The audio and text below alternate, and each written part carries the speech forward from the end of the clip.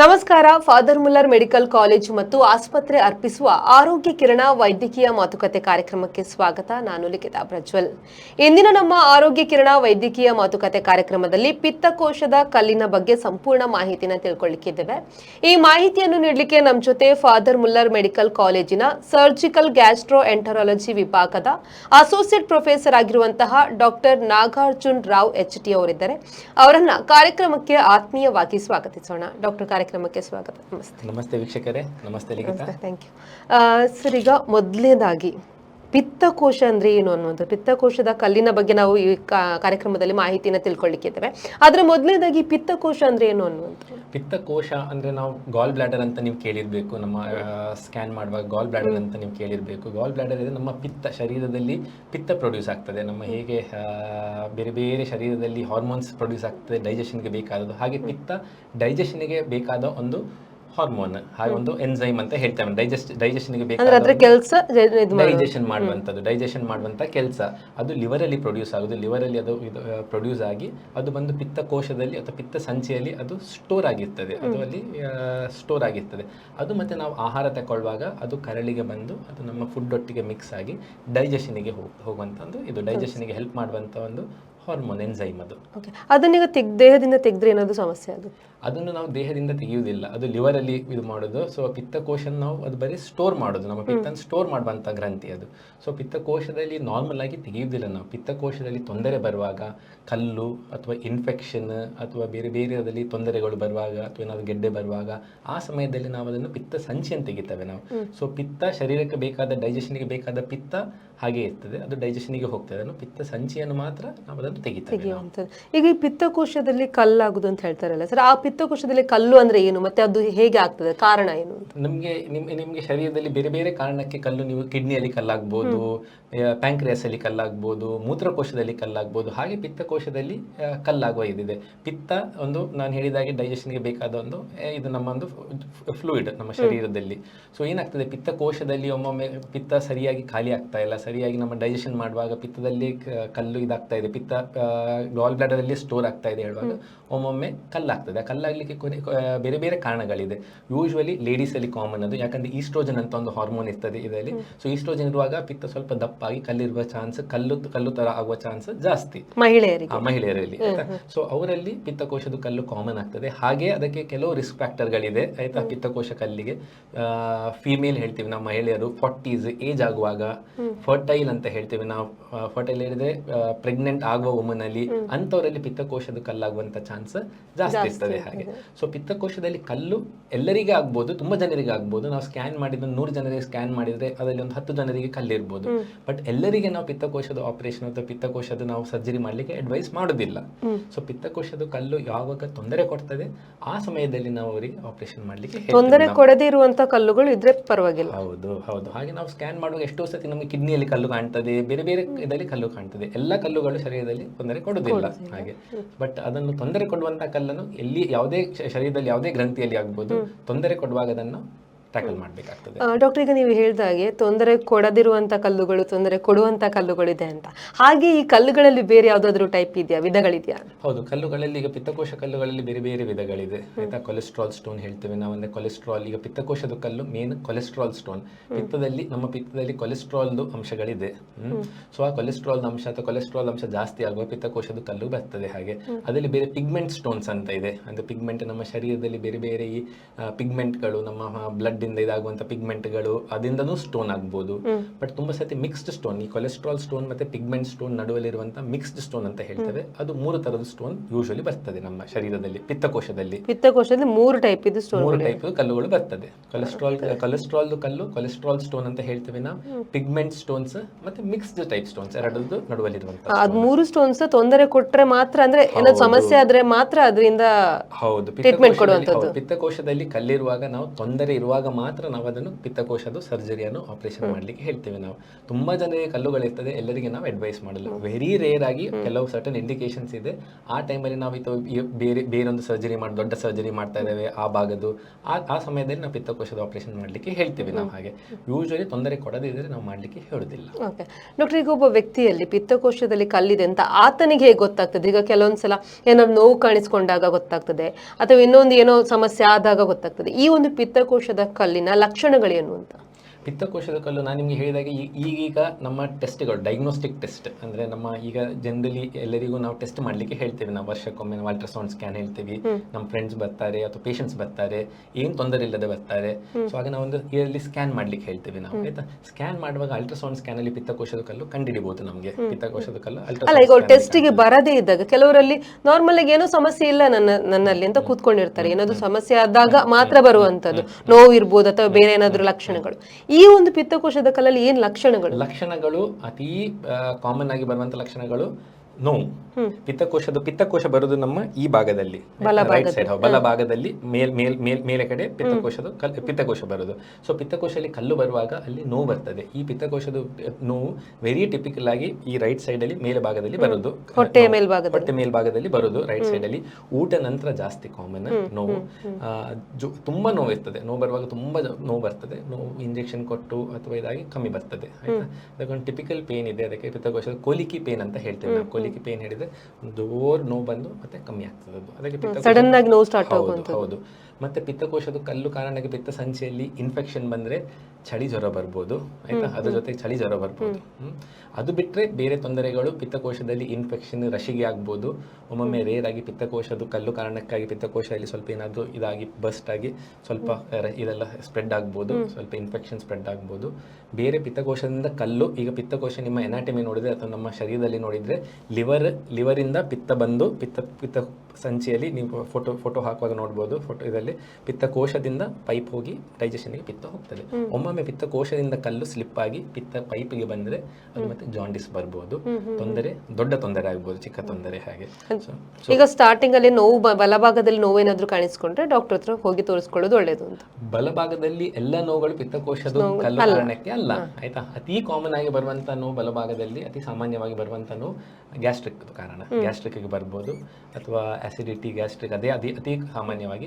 ಬೇರೆ ಕಾರಣಗಳಲ್ಲಿ ಪಿತ್ತಕೋಶ ಕಲ್ಲು ಕಾರಣಕ್ಕಾಗಿ ಬರ್ತದೆ. ಹಾಗೆ ಸೊ ಕಲ್ಲಿರುವಾಗ ಯಾವುದೇ ನೋವು ಬಂದರೆ ಯೂಶ್ವಲಿ ನಾವು ಫಸ್ಟಿಗೆ ಸ್ಕ್ಯಾನ್ ಮಾಡಿಸ್ತೇವೆ, ನಾವು ಡಾಕ್ಟರ್ ಪರೀಕ್ಷೆ ಮಾಡ್ತೇವೆ. ನಾವು ಒಮ್ಮೊಮ್ಮೆ ನಮಗೆ ಗೊತ್ತಾಗ್ತದೆ ಗ್ಯಾಸ್ಟ್ರಿಕ್ ನೋವು ಆದರೆ ನಾವು ಅದಕ್ಕೆ ಬೇಡ ಟೆಸ್ಟ್ ಬೇಡ ಮಾತ್ರೆ ಕೊಡ್ತೇವೆ ನಾವು.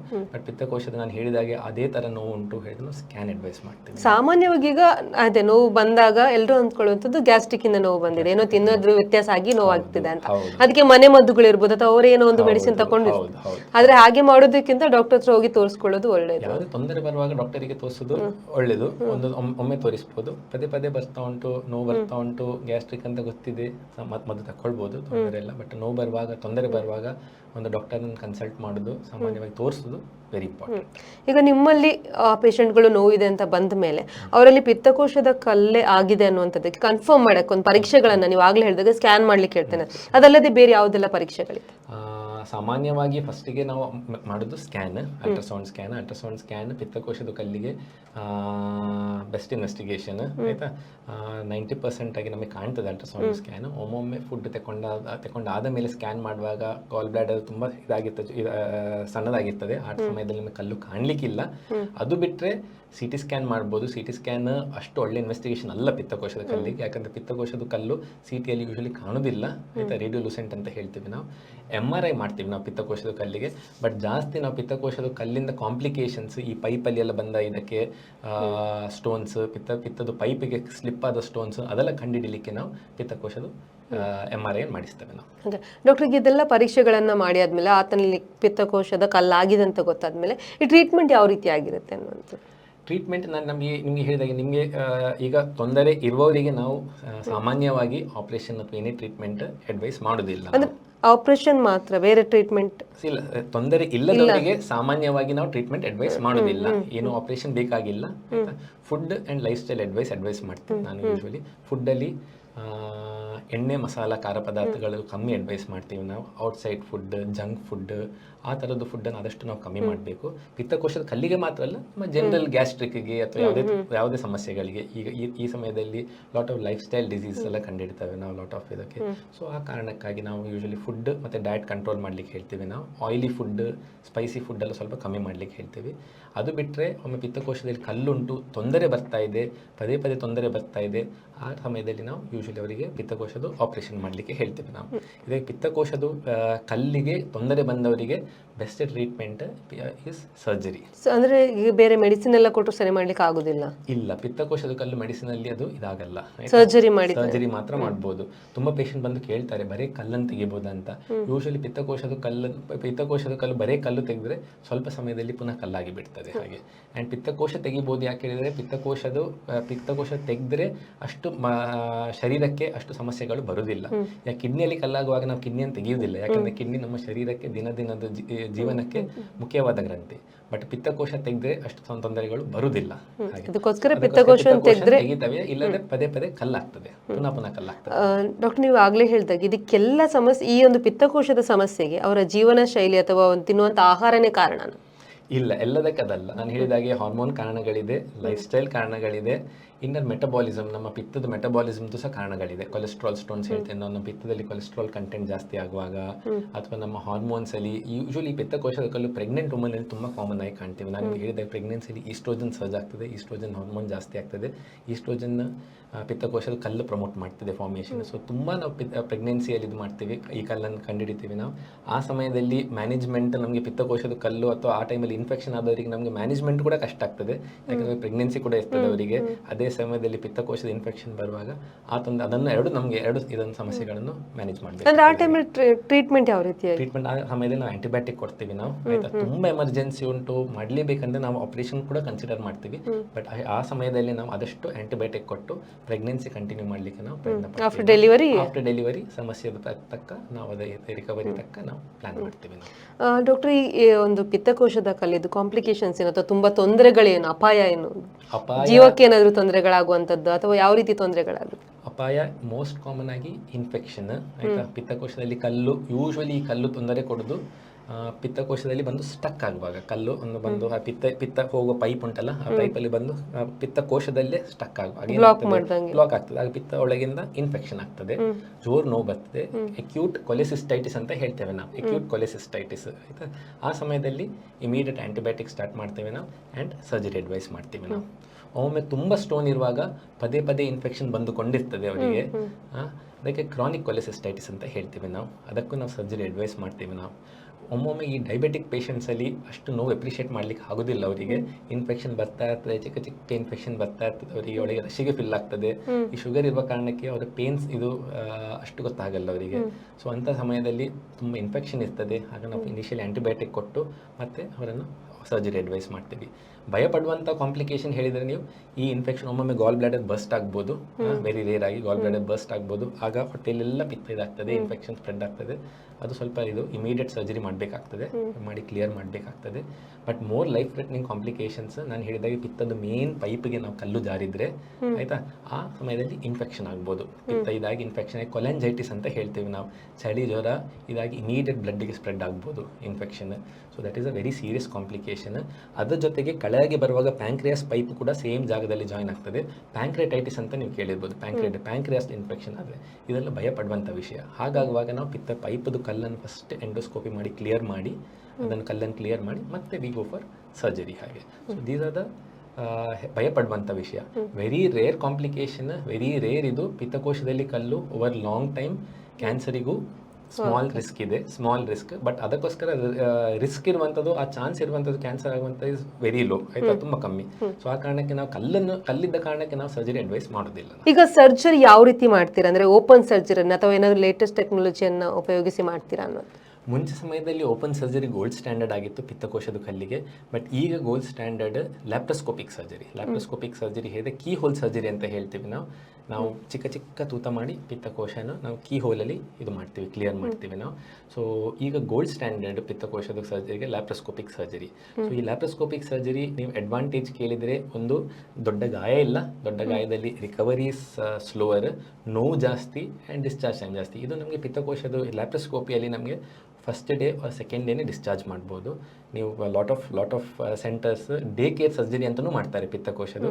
ಬೆಳಿಗ್ಗೆ ಆಪ್ರೇಷನ್ ಮಾಡ್ತಾರೆ, ಸಂಜೆ ಮನೆಗೆ ಕಳಿಸಿಕೊಡ್ತಾರೆ. ಹಾಗೆ ಆಲ್ದೋ ನಾಟ್ ಅಡ್ವೈಸಬಲ್, ಆಯಿತಾ. ಸೊ ಒಂದಿನ 2 ದಿನದಲ್ಲಿ patient can go home with minimal pain, ತುಂಬ ಕಮ್ಮಿ ನೋವಲ್ಟಿಗೆ and fast recovery. So laparoscopic surgery ಈಗಕ್ಕೆ ನಾವು treatment of choice, gold standard ಅಂತ ಹೇಳ್ತೀವಿ ನಾವೀಗ ಪಿತ್ತಕೋಶದ ಕಲ್ಲಿಗೆ. ಡಾಕ್ಟರ್, ಈಗ ಸರ್ಜರಿ ಟೈಮ್ ಅಥವಾ ಸರ್ಜರಿಯಿಂದಾಗಿ ಏನಾದರೂ ತೊಂದರೆಗಳಾಗುತ್ತಾ? ಯೂಶ್ವಲಿ ಯಾವುದೇ ಸರ್ಜರಿ 100% ಇದು ಹೇಳಲಿಕ್ಕೆ ಆಗೋದಿಲ್ಲ. ಯಾವುದೇ ಸರ್ಜರಿಯಲ್ಲಿ, ಈ ಪಿತ್ತಕೋಶದ ಸರ್ಜರಿಯಲ್ಲಿ ಕೂಡ 99% ಸೇಫ್, 1% ಚಾನ್ಸ್ ಆಫ್ ಕಾಂಪ್ಲಿಕೇಶನ್ಸ್ ಇದೆ. ದ ಮೋಸ್ಟ್ ಡ್ರೆಡೆಡ್ ಅಥವಾ ಭಯಪಡುವಂಥ ಕಾಂಪ್ಲಿಕೇಶನ್ ನನಗೆ ಮೇನ್ ಪಿತ್ತದ ಪೈಪ್ ಇದೆ, ಬೈಲ್ ಡಕ್ಟ್ ಅಂತ ಹೇಳ್ತೀವಿ ನಾವು, ಕಾಮನ್ ಬೈಲ್ ಡಕ್ಟ್ ಅಂತ ಹೇಳ್ತೀವಿ. ಸೊ ಪಿತ್ತಕೋಶ ಸರ್ಜರಿ ಆಗುವಾಗ ಆ ಬೈಲ್ ಡಕ್ಟಿಗೆ ನಾವು ತೊಂದರೆ ಆಗದಾಗೆ ನೋಡ್ಕೊಳ್ಬೇಕು. ಅದಕ್ಕೆ ತೊಂದರೆ ಆದರೆ ಮುಂದಕ್ಕೆ ಅದು ಪ್ರಾಬ್ಲಮ್ಗಳು ಕೊಡ್ತದೆ, ಜಾಂಡಿಸ್ ಮತ್ತು ಬೇರೆ ತೊಂದರೆಗಳನ್ನು ಕೊಡ್ತದೆ. ಅದಕ್ಕೆ ಏನು ತೊಂದರೆ ಆಗಲಿಲ್ಲ, ಸಮಾಧಾನ ಸರಿಯಾಗಿ ಆಗಿದ್ದರೆ ಏನು ತೊಂದರೆ ಕೊಡೋದಿಲ್ಲ. ಈಗ ಒಬ್ಬ ಪೇಷಂಟಿಗೆ ಸರ್ಜರಿ ಆದಮೇಲೆ ಅವರ ಲೈಫ್ ಸ್ಟೈಲ್ ಯಾವ ರೀತಿ ಇರುತ್ತೆ ಅಂದರೆ, ಅವರು ರಿಕವರಿ ಟೈಮ್ ಇರ್ಬೋದು, ಅವರು ನಾರ್ಮಲ್ ಆಗಿ ಮೊದಲೇ ಹೇಗಿದ್ರು ಹಾಗಾಗಕ್ಕೆ ಎಷ್ಟು ಟೈಮ್ ತಗೊಳ್ತಾರೆ? ನಮ್ಮದೇ ನಿಮಗೆ ಲ್ಯಾಪ್ರೋಸ್ಕೋಪಿಕ್ ಸರ್ಜರಿ ಬಂದ ಮೇಲೆ ಫಸ್ಟ್ ಸೆಕೆಂಡ್ ಡೇ ಪೇಷಂಟನ್ನು ನಾವು ಡಿಸ್ಚಾರ್ಜ್ ಮಾಡ್ತೀವಿ. ಪೇಷಂಟಿಗೆ normal food, normal diet advise ಮಾಡ್ತೀವಿ ನಾವು. Normal day to day activity ಕೂಡ ನಾವು ಅಡ್ವೈಸ್ ಮಾಡ್ತೀವಿ ನಾವು. ಬರೀ ಹೆವಿ ಆಬ್ಜೆಕ್ಟ್ಸ್ ಅಥವಾ ಭಾರ ಎತ್ತುವುದನ್ನು ಬೇಡ ಹೇಳ್ತೀವಿ ನಾವು. ಅದು ಬಿಟ್ಟರೆ normal activities depends on individual. ಒಂದೆಷ್ಟೋ ಪೇಷಂಟ್ಸ್ ಸೆಕೆಂಡ್ ಥರ್ಡ್ ಡೇನೇ ಕೆಲಸಕ್ಕೆ ಹೋಗಿದ್ದಾರೆ, 1 ವಾರ ನಂತರನೂ ಹೋಗುವವರಿದ್ದಾರೆ, 2 ವಾರ ನಂತರನೂ ಕೂಡ ಹೋಗುವವರಿದ್ದಾರೆ. ಹೌದು, ರೆಸ್ಟ್ ಯೂಶ್ವಲಿ 3 to 5 ಡೇಸಲ್ಲಿ patient can walk and do normal day to day activities and desk job and simple work ಕೂಡ ಮಾಡ್ಬೋದು. ಮತ್ತೆ ಅವರು ಈಗ ಒಂದು ಟೆಸ್ಟಿಗೆ ಅಥವಾ ಏನಾದರೂ ಬರುವಂಥದ್ದು? ಹೌದು, ಪಿತ್ತಕೋಶ ಆಪರೇಷನ್ ನಂತರ ಆ ಪಿತ್ತ ಸಂಚಿಯನ್ನು ನಾವು ಬಯೋಪ್ಸಿಗೆ ಕಳಿಸ್ತೇವೆ, ಗಾಲ್ ಬ್ಲಾಡರನ್ನು ನಾವು ಬಯೋಪ್ಸಿಗೆ ಕಳಿಸ್ತೇವೆ. ಆ ಬಯೋಪ್ಸಿಯಲ್ಲಿ ನಮಗೆ ಅದನ್ನು ಮೈಕ್ರೋಸ್ಕೋಪಲ್ಲಿ ನೋಡಿ ನಮ್ಮ ಪೆಥಾಲಜಿಸ್ಟ್ ಅದರಲ್ಲಿ ಏನಾದರೂ ಇನ್ಫೆಕ್ಷನ್, ಎಷ್ಟಿತ್ತು infection, chronic infection, acute infection, ಒಮ್ಮೊಮ್ಮೆ ನಾನು ಹೇಳಿದಾಗ ಇದರಲ್ಲಿ ಕ್ಯಾನ್ಸರ್ದು ಕೂಡ ಚಾನ್ಸಸ್ ಇರ್ತದೆ. ಸೊ ಅದರಲ್ಲಿ ಕ್ಯಾನ್ಸರ್ದು ಅಂಶ ಏನಾದಿದೆಯೋ ಅದೆಲ್ಲ ಚೆಕ್ ಮಾಡ್ತಾರೆ. ಸೊ ಫಸ್ಟ್ ಫಾಲೋ ಬರುವಾಗ ನಾವು ಬಯೋಪ್ಸಿ ರಿಪೋರ್ಟ್ ಕಲೆಕ್ಟ್ ಮಾಡಿ ಬರ್ಲಿಕ್ಕೆ ಹೇಳ್ತೀವಿ ನಾವು. ಆ್ಯಂಡ್ ದೆನ್ ಪೇಷಂಟನ್ನು ನಾವು ಸಮಾಧಾನ ಮಾಡಿ ಎಕ್ಸಾಮಿನ್ ಮಾಡಿ and then patient not to follow up ಅಷ್ಟೇ. ಈಗ ನೀವು ಆಗಲೇ ಹೇಳಿದಾಗೆ ಈ ಒಂದು ಪಿತ್ತಕೋಶದ ಕಲ್ಲುಗಳು ಜಾಸ್ತಿ ತೊಂದರೆ ಟ್ರೀಟ್ಮೆಂಟ್ ಆಗದಿದ್ರೆ ಅದು ಮುಂದೆ ಕ್ಯಾನ್ಸರಿಗೆ ಕೂಡ ಕಾರಣ ಆಗ್ಬೋದು ಅಂತ, ಯಾವ ಸ್ಟೇಜಲ್ಲಿ ಅಥವಾ ಹೇಗೆ, ಎಷ್ಟು ಚಾನ್ಸಸ್ ಇದೆ ಅಂತ? ನೋಡಿ, ನೀವು ಕ್ಯಾನ್ಸರ್ ಬಗ್ಗೆ, ಪಿತ್ತಕೋಶ ಕಲ್ಲು ಮತ್ತು ಕ್ಯಾನ್ಸರ್ ಬಗ್ಗೆ ಡಿಸ್ಕಸ್ ಮಾಡುವಾಗ it is a proven risk factor for cancer, ಆಯಿತಾ. ಬಟ್ ಕ್ಯಾನ್ಸರ್ಗೆ ನೀವು ಇದು ಮಾಡಿದ ಪಿತ್ತಕೋಶದ ಕಲ್ಲು ಭಾರಿ ತುಂಬ ಜನರಲ್ಲಿ, ಕಮ್ಮಿ ಜನರಲ್ಲಿ ಕ್ಯಾನ್ಸರ್ಗೆ ಕಾಸ್ ಮಾಡೋದು. ಪುನಃ ನೀವು ಕ್ಯಾನ್ಸರ್ ಇದು ನೋಡಿ ಡಿಸ್ಟ್ರಿಬ್ಯೂಷನ್ ನೋಡಿದರೆ ನಾವು ನಾರ್ತ್ ಇಂಡಿಯನ್ ಪಾಪ್ಯುಲೇಷನಲ್ಲಿ ಕ್ಯಾನ್ಸರ್ ಇಸ್ ವೆರಿ ಕಾಮನ್, ಆಯಿತಾ. ಆ್ಯಂಡ್ ರೀಸನ್ ಬೀಯಿಂಗ್ ಯೂಶ್ವಲಿ ಅಲ್ಲಿದು ಪೊಲ್ಯೂಷನ್, ನೀರು, ಗ್ಯಾಂಜೆಟಿಕ್ ಬೆಲ್ಟಲ್ಲಿ ಕಾಮನ್. ಸೌತ್ ಇಂಡಿಯಾದಲ್ಲಿ ನಾವು ಈ ಸೈಡಲ್ಲಿ we don't come across gall bladder cancer so commonly. ನೀವು ನಂಗೆ ಗಾಲ್ ಬ್ಲಾಡರ್ ಕ್ಯಾನ್ಸರ್ ಬಗ್ಗೆ ಕೇಳೋದಾದರೆ it is a very aggressive type of malignancy, very aggressive type of cancer. But cancer conversion in a gall bladder stone ಅದೇ ತೊಂದರೆ ಇಲ್ಲದವರಿಗೆ is very low and very minimal ಹಾಗೆ, ಆಯಿತಾ. ಸೊ ಕ್ಯಾನ್ಸರ್ದು ಭಯದಿಂದ ನಾವು ಪಿತ್ತಕೋಶ ಕಲ್ಲಿರುವವರಿಗೆ we do not advise surgery. Okay, ಅದೇ ರೀತಿ ಜಾಂಡಿಸ್ಗೆ convert ಆಗುವಂಥದ್ದು, ಆ ರೀತಿ ಜಾಂಡಿಸ್ ಬರ್ಬೋದು. ನಮ್ಮ ಪಿತ್ತಕೋಶದಲ್ಲಿ ಕಲ್ಲಿರುವ ಜಾಂಡಿಸ್ 2-3 ಕಾರಣಕ್ಕೆ ಬರ್ಬೋದು. ಒಂದು ಇನ್ಫೆಕ್ಷನ್ ಕಾರಣಕ್ಕೆ ಬರ್ಬೋದು, ನಾನು ಹೇಳಿದಾಗೆ ಪಿತ್ತಕೋಶ ಕಲ್ಲಲ್ಲಿ ಕಲ್ಲು ಕಾರಣಕ್ಕೆ ಇನ್ಫೆಕ್ಷನ್ ಆಗಿ ಜಾಂಡಿಸ್ ಬರ್ಬೋದು. ಬಟ್ ಮೋರ್ ಕಾಮನ್ಲಿ ಒಂದು ಚಿಕ್ಕ ಕಲ್ಲು ಸ್ಲಿಪ್ ಆಗಿ ಪಿತ್ತ ಪೈಪಿಗೆ ಬಿದ್ದ ಕಾರಣಕ್ಕೆ ಜಾಂಡಿಸ್ ಬರ್ಬೋದು, ಆಯ್ತಾ. ಅದನ್ನು ಪಿತ್ತ ಪೈಪ್, ಬೈಲ್ ಡಕ್ಟ್ ಅಲ್ಲಿ ಸ್ಟೋನ್ ಅಂತ ಹೇಳ್ತೇವೆ ನಾವು. ಅದನ್ನು ನಮ್ಮ ಮೆಡಿಕಲ್ ಟೈಮಲ್ಲಿ ಕೊಲೆಡೋಕೋಲಿಥಿಯಾಸಿಸ್ ಅಂತ ಹೇಳ್ತೀವಿ ನಾವು. ಸೊ ಅದು ಮೇನ್ ಪೈಪಿಗೆ ಬಿದ್ದ ಕೂಡಲೇ ಅದು ದೊಡ್ಡ ತೊಂದರೆ ಆಗ್ತದೆ. ಸೊ ಅದು ಒಮ್ಮೊಮ್ಮೆ ಚಿಕ್ಕ ಸ್ಟೋನ್ ಇದೆ, ಅದಷ್ಟಕ್ಕೆ ಪಾಸ್ ಆಗಿಬಿಡ್ತದೆ ಪೈಪಿಂದ. ಬಟ್ ಸ್ಟೋನ್ ಪಾಸ್ ಆಗಲಿಲ್ಲ ಹೇಳಿದರೆ ಪೇಷಂಟಿಗೆ ಜಾಂಡಿಸ್, ಚಳಿ, ಜ್ವರ ಎಲ್ಲ ಬರ್ಬೋದು. ಹಾಗಿರುವಾಗ ನಾವು ಎಂಡೋಸ್ಕೋಪಿ ಮಾಡಿ ಎಂಡೋಸ್ಕೋಪಿಕಲಿ ಆ ಪೈಪಿಂದ ಕಲ್ಲನ್ನು ಕ್ಲಿಯರ್ ಮಾಡ್ತೀವಿ. ಒಮ್ಮೆ ಪೈಪಿಂದ ಕಲ್ಲು ಕ್ಲಿಯರ್ ಮಾಡಿದ ಮೇಲೆ then we ask the patient to go for a gall bladder surgery. ಇಲ್ಲ ಪದೇ ಕಲ್ಲು ಬೀಳ್ಬೋದು ಆ್ಯಂಡ್ ಪ್ರಾಬ್ಲಮ್ ಕೊಡ್ಬೋದು. ಓಕೆ ಡಾಕ್ಟರ್, ಈಗ ನೀವು ಆಗಲೇ ಹೇಳಿದಾಗೆ ಸಿಂಪ್ಟಮ್ಸ್ ಇಲ್ಲದಿರುವಂಥದ್ದು ಅಥವಾ ತೊಂದರೆನೇ ಕೊಡದಿರುವಂಥ ಕಲ್ಲುಗಳಿಂದ ಏನು ತೊಂದರೆ ಆಗಲ್ಲ ಅಂತ, ಆದರೆ ಅದು ಮುಂದೊಂದು ದಿವಸ ತೊಂದರೆ ಕೊಡ್ಬೋದಾ ಅಂತ. ಈಗ ಕಲ್ಲಿದೆ ಅಂತ ಗೊತ್ತಾದ್ಮೇಲೂ ನಾವು ಅದನ್ನ ನೆಗ್ಲೆಕ್ಟ್ ಮಾಡಿ ಅಥವಾ ಏನಾಗಲ್ಲ ಅಂತ ಬಿಟ್ರೆ ಮುಂದೆ ತೊಂದರೆ ಕೊಡುವಂತ ಚಾನ್ಸಸ್ ಇದೆಯಾ? ಸೊ ನೀವು ಹೇಳಿದಾಗೆ ಈಗ ರೆಗ್ಯುಲರ್ ಚೆಕಪ್ ಅಲ್ಲಿ ಒಬ್ರು ಯಾರಾದ್ರು ಬಂದಿದ್ದಾರೆ, ತುಂಬಾ ಪೇಷಂಟ್ ನಮಗೆ ಬರ್ತಾರೆ, ಸರ್ ರೆಗ್ಯುಲರ್ ಚೆಕಪ್ ಮಾಡಿ ನಂಗೆ ರಿಪೋರ್ಟ್ ತಗೊಂಡು ಬರ್ತಾರೆ, ಸರ್ ನಂಗೆ ಪಿತ್ತಕೋಶದಲ್ಲಿ ಕಲ್ಲಿದೆ, ನಂಗೆ ಏನ್ ಮಾಡ್ಬೇಕಂತ. ಅದನ್ನ ನಾವು ಸಿಂಪ್ಟೊಮ್ಯಾಟಿಕ್ ಕೊಲೆಲಿಥಿಯಾಸಿಸ್ ಅಂತ ಹೇಳ್ತೇವೆ. ಅಂದ್ರೆ ಏನು ತೊಂದರೆ ಇಲ್ಲದ ಗಾಲ್ ಬ್ಲಾಡರ್ ಸ್ಟೋನ್. ಯೂಶುವಲಿ ಅಂತ ಏನು ತೊಂದರೆ ಇಲ್ಲದವರಿಗೆ ನಾವು ಸರ್ಜರಿ ಅಡ್ವೈಸ್ ಮಾಡೋದಿಲ್ಲ. ವೆರಿ ರೇರ್ಲಿ ಪೇಷಂಟಿಗೆ ಸ್ವಲ್ಪ ಅಲ್ಟ್ರಾಸೌಂಡ್ ಸ್ಕ್ಯಾನ್ ಮಾಡುವಾಗ ಸ್ವಲ್ಪ ದಪ್ಪು ಉಂಟಲ್ಲಿ ಅಥವಾ ಸೈನ್ಸ್ ಉಂಟು ಅಥವಾ ಪೇಷಂಟಿಗೆ ಕ್ಲಾಸಿಕ್ ಪಿತ್ತಕೋಶದ ತೊಂದರೆಗಳಿಲ್ಲ, ಅಂದರೆ ಜೋರು ನೋವುದಲ್ಲ, ಬಟ್ ಸ್ವಲ್ಪ ಗ್ಯಾಸ್ಟ್ರಿಕ್ ಥರ ಸಿಂಪ್ಟಮ್ಸ್ ಉಂಟು, ಆಯಿತಾ, ಒಮ್ಮೊಮ್ಮೆ ತಿಂದ ನಂತರ ಸ್ವಲ್ಪ ಗ್ಯಾಸ್ಟ್ರಿಕ್ ಥರ ಆಗ್ತಾ ಉಂಟು. So may not be very much associated goal bladder stone. ಅಂಥವರಿಗೆ ವಿಲ್ ಟೆಲ್ ದೆಮ್ ದಟ್ ಮಾತ್ರೆಗಳು ಕೊಡ್ತೀವಿ ನಾವು, ಗ್ಯಾಸ್ಟ್ರಿಕ್ದು ಮಾತ್ರೆಗಳು ಮದ್ದುಗಳನ್ನು ಕೊಡ್ತೀವಿ ನಾವು. ಅದರಲ್ಲಿ ಕಮ್ಮಿ ಆಗದಿದ್ದರೆ we tell them you can go for surgery. ಹಾಗೆ ಬಟ್ ಏನು ತೊಂದರೆ ಇಲ್ಲದ ಗಾಲ್ ಬ್ಲಾಡರ್ ಸ್ಟೋನ್ಗೆ ಈವನ್ ಡಯಾಬಿಟಿಕ್ ಇದ್ದರೂ we do not advise, strongly advise surgery. ಹಾಗೆ ಡಾಕ್ಟರ್, ಈ ಪಿತ್ತಕೋಶದ ಕಲ್ಲುಗಳು ಆಗದೇ ಇರೋ ಅಥವಾ ಬರದೇ ಇರೋ ರೀತಿ, ಸಮಸ್ಯೆ ಆಗದೇ ಇರೋ ರೀತಿ ಹೇಗೆ ನೋಡ್ಕೊಳ್ಳುವಂಥದ್ದು, ತಡೆಗಟ್ಟುವ ಕ್ರಮ ಹೇಳುವುದು, ಮುನ್ನೆಚ್ಚರಿಕೆ ಕ್ರಮ ಅಂತ? ಪಿತ್ತಕೋಶದ ಕಲ್ಲು ಬರದೇ ಇರೋದು ಅವಾಯ್ಡ್ ಮಾಡಲಿಕ್ಕೆ ನಮಗೆ ಆಗಲ್ಲ, ಯಾಕಂದರೆ ಪಿತ್ತ ನಮಗೆ ಕಂಟ್ರೋಲ್ ಮಾಡಲಿಕ್ಕೆ ಇದಾಗೋದಿಲ್ಲ. ಪಿತ್ತದ ಕಾನ್ಸಂಟ್ರೇಷನ್, ಕೊಲೆಸ್ಟ್ರಾಲ್ ಕಂಟೆಂಟ್, ನಮ್ಮ ಶರೀರದ ಹಾರ್ಮೋನ್ ಕಂಟೆಂಟ್ ಅದು ಕಂಟ್ರೋಲ್ ಮಾಡಲಿಕ್ಕೆ ಆಗೋದಿಲ್ಲ. But generally what I advise my patients is generally ಒಂದು weight reduction or weight management. Usually obesity is related with more gall bladder stones, ಆಯಿತಾ. ಫಿಮೇಲ್ಸಲ್ಲಿ ಪುನಃ ಜಾಸ್ತಿ ಆ್ಯಂಡ್ ಫರ್ಟೈಲ್ ಇರುವಾಗ ಈ ಪ್ರೆಗ್ನೆನ್ಸಿ ಟೈಮಲ್ಲಿ ಜಾಸ್ತಿ, ಅದನ್ನು ನಮಗೆ ಕಂಟ್ರೋಲ್ ಮಾಡಲಿಕ್ಕೆ ಆಗೋದಿಲ್ಲ. ಬಟ್ ವೆಯ್ಟ್ ಕಂಟ್ರೋಲ್ ಮಾಡೋದು and other thing is food, life style and healthy diet that can reduce the chances of goal bladder stones. ಹಾಗೆ ಆ್ಯಂಡ್ ಗಾಲ್ ಬ್ಲಾಡರ್ ಸ್ಟೋನ್ಸ್ ಬಂದ ಮೇಲೂ that can reduce the chance of goal bladder infections. Okay doctor, ಇಷ್ಟೊತ್ತು ನಮ್ಮ ಜೊತೆ ಕೂತ್ಕೊಂಡ್ರೆ ಪಿತ್ತಕೋಶ ಅಂದರೆ ಏನು ಅಂತ ಇರ್ಬೋದು, ಅಥವಾ ಆ ಪಿತ್ತಕೋಶದಲ್ಲಾಗುವಂಥ ಕಲ್ಲುಗಳಿಂದ ಆಗುವಂಥ ತೊಂದರೆಗಳು ಅಥವಾ ಯಾವ ರೀತಿ ಟ್ರೀಟ್ಮೆಂಟ್ಗಳನ್ನು ಕೊಡ್ಬೋದು, ಯಾವ ರೀತಿ ಗುಣಪಡಿಸ್ಬೋದು ಅನ್ನೋದ್ರ ಬಗ್ಗೆ ಸಂಪೂರ್ಣ ಮಾಹಿತಿನ ಕೊಟ್ಟಿದ್ದಕ್ಕೆ ಧನ್ಯವಾದಗಳು. Thank you. ನೋಡಿದ್ರಲ್ಲ, ಇದು ಇವತ್ತಿನ ಆರೋಗ್ಯ ಕಿರಣ ವೈದ್ಯಕೀಯ ಮಾತುಕತೆ ಕಾರ್ಯಕ್ರಮ. ಮುಂದಿನ ಆರೋಗ್ಯ ಕಿರಣ ವೈದ್ಯಕೀಯ ಮಾತುಕತೆ ಕಾರ್ಯಕ್ರಮದಲ್ಲಿ ಮತ್ತೊಬ್ಬ ವೈದ್ಯರೊಂದಿಗೆ ಭೇಟಿಯಾಗ್ತೀನಿ. ಅಲ್ಲಿವರೆಗೂ ನಿರಂತರ ಸುದ್ದಿ ಮತ್ತು ಮನರಂಜನೆಗಾಗಿ ನೋಡ್ತಾ ಇರಿ V4 ನ್ಯೂಸ್.